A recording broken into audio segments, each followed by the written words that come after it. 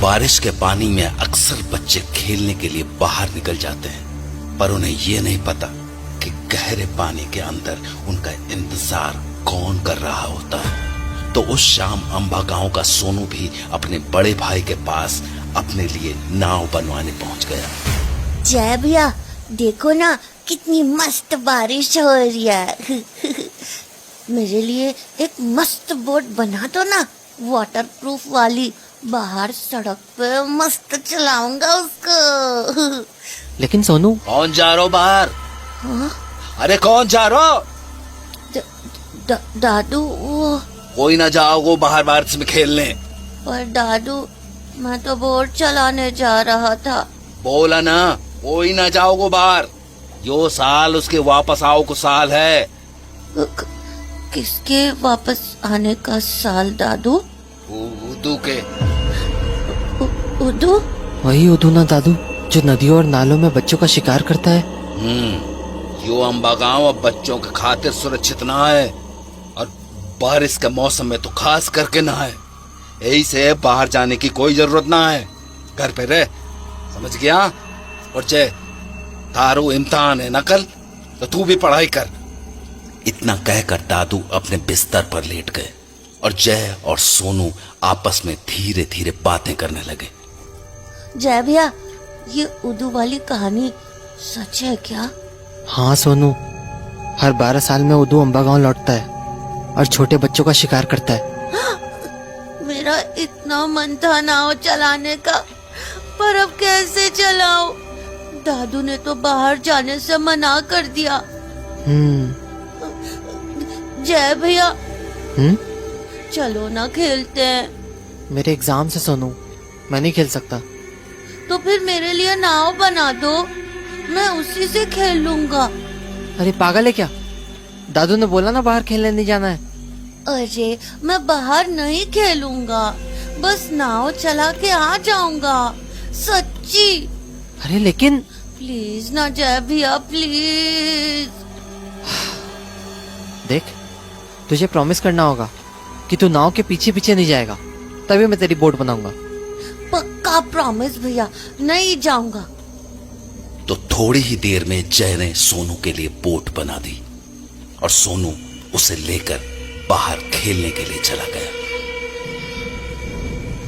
बाहर इतनी तेज बारिश हो रही थी कि सड़कें नदियां बन चुकी थी, और उस पानी में अपनी नाव को बहते देख सोनू खुशी से झूम रहा था।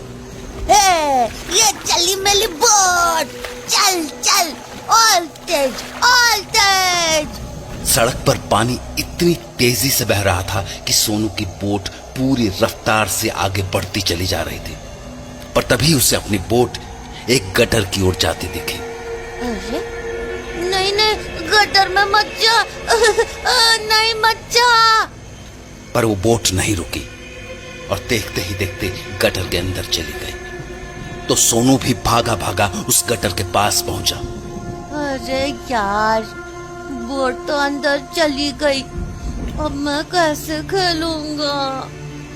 सोनू गटर के पास खड़ा ही था कि तभी अचानक अंदर से एक हाथ बाहर आया और फिर धीरे धीरे उसका चेहरा। सोनू उस आदमी को नहीं जानता था और वो देखने में भी थोड़ा अजीब सा था। इससे पहले कि सोनू कुछ समझ पाता, उसे उस आदमी के हाथों में उसकी बोट दिख गई। तभी वो आदमी बोला, सोनू, ये बोट तुम्हारी है ना? हाँ, ये तो मेरी बोट है, पर तुम्हें कैसे मिली? मैं भी तुम्हारी तरह एक बोट से खेल रहा था, पर वो भी इसी गटर के अंदर चली गई। फिर मैं उसे ढूंढने अंदर चला गया, और पता है मुझे नीचे क्या मिला? क्या? तुम्हारी बोट। हाँ?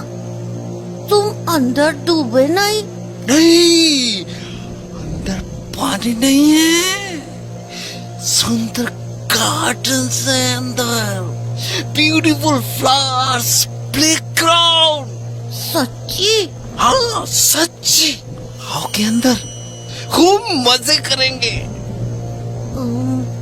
नहीं, भैया बोलता है अनजान लोगों के साथ नहीं खेलते। अरे तो दोस्त बन जाते हैं ना यार। नहीं, मुझे डर लगता है, मैं जाता हूँ। अच्छा ठीक है, पर अपनी बोट तो लेते जाओ। लाओ। अरे बुद्धू, हाथ तो बढ़ाओ अपना। हाँ? अब लाओ। इधर सोनू ने अपना हाथ बढ़ाया था, वहीं दूसरी तरफ दादू गहरी नींद में सो रहे थे कि तभी एक तेज बिजली की आवाज हुई और उनकी आंख खुल गई। न जाने ये बारिश कब रुकेगी। ये दोनों कटे गए। अरे सोनू, जय, अरे कहां चल गो? डर के मारे जब दादू हड़बड़ाते हुए कमरे से बाहर आए तो उन्हें जय दरवाजे पर खड़ा मिला। जय, तू यहाँ क्या कर रहा हो? और सोनू कटे हो?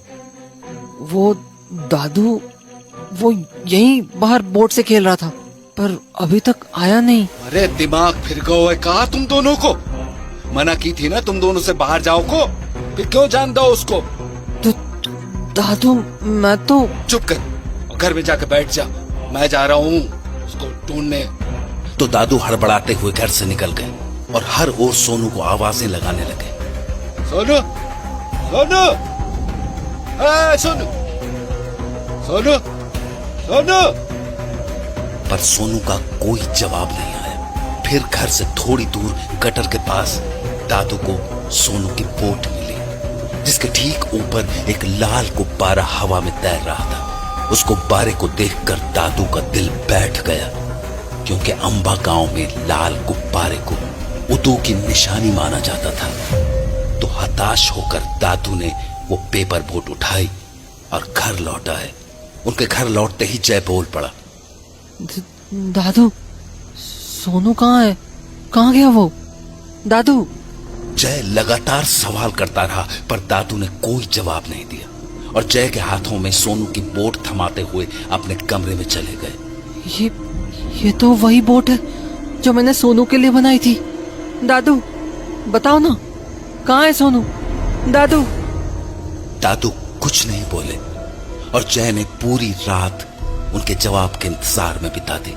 अगली सुबह जब वो स्कूल गया तो एग्जामिनेशन हॉल में उसका दोस्त मोंटी उससे बोला, ए जय, एग्जाम की तैयारी कैसी है? क्या हुआ? तेरा मुंह क्यों उतरा हुआ है? सोनू खो गया यार। क्या? खो गया? कैसे?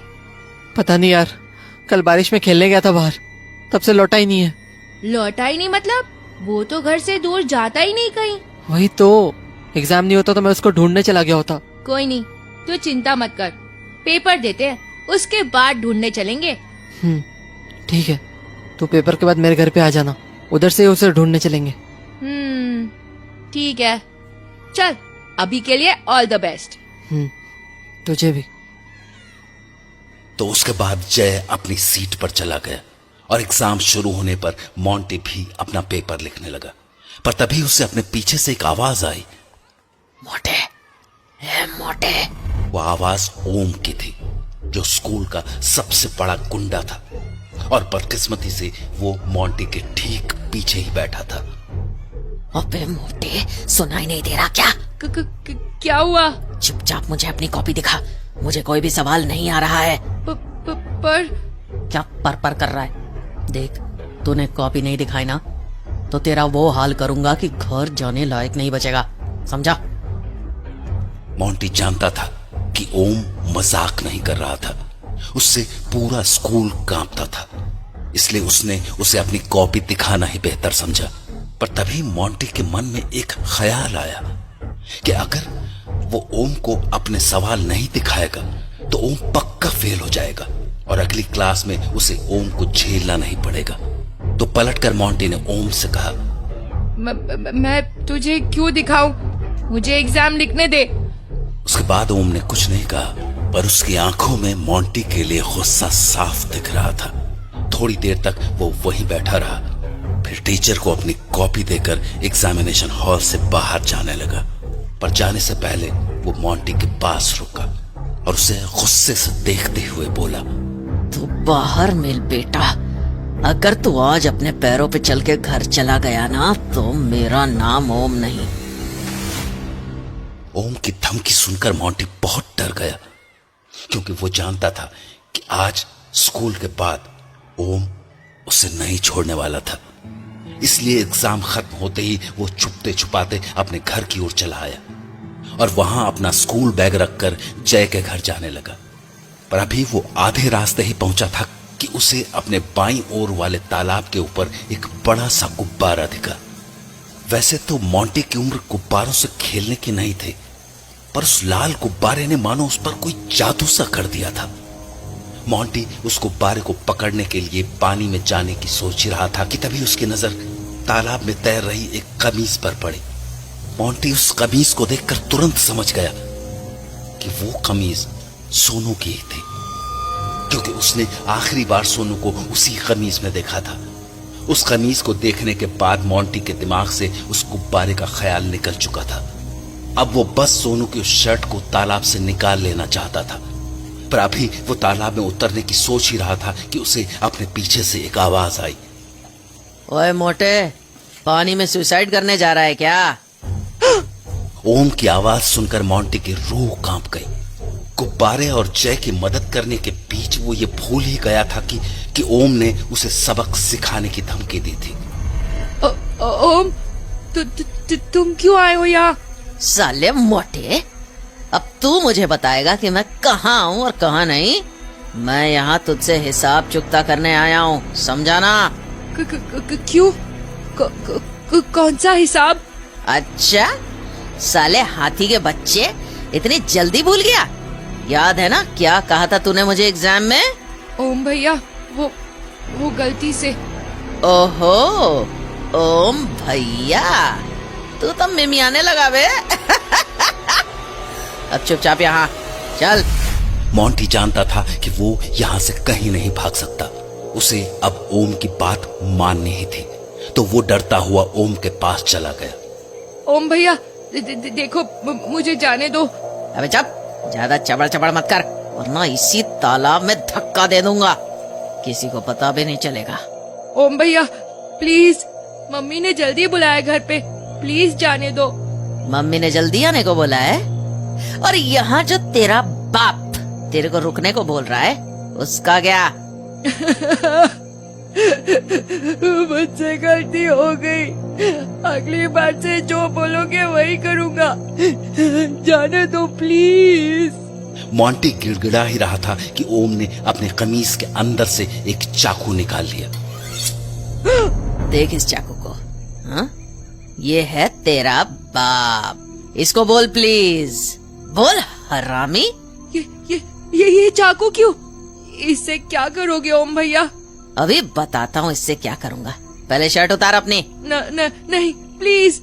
खुश हो जा कि पैंट नहीं उतरवा रहा मोटे, शर्ट उतरवा रहा हूँ, क्योंकि मुझे तेरी गोल मटोल तोंद देखनी है। चल उतार, नहीं तो पेट फाड़ दूंगा तेरा। उतार रहा हूँ। लाचार मोंटी क्या करता, उसने न चाहते हुए भी अपनी शर्ट उतार दी और घबराई आंखों से ओम की ओर देखने लगा। ओम भैया प्लीज जाने दो ना। ऐसे कैसे जाने दे दूं मोटे, अभी तो मुझे तेरे पेट पे चाकू से गोला बनाना है, बिल्कुल ओ जैसा, ओम का ओ, जिससे तू जिंदगी भर याद रखे कि ओम से हरामी पना नहीं करना चाहिए। ओम अपना चाकू लेकर मोंटी के पास पहुंचा ही था कि मोंटी ने उसे जोर से धक्का दिया और वहां से भाग निकला।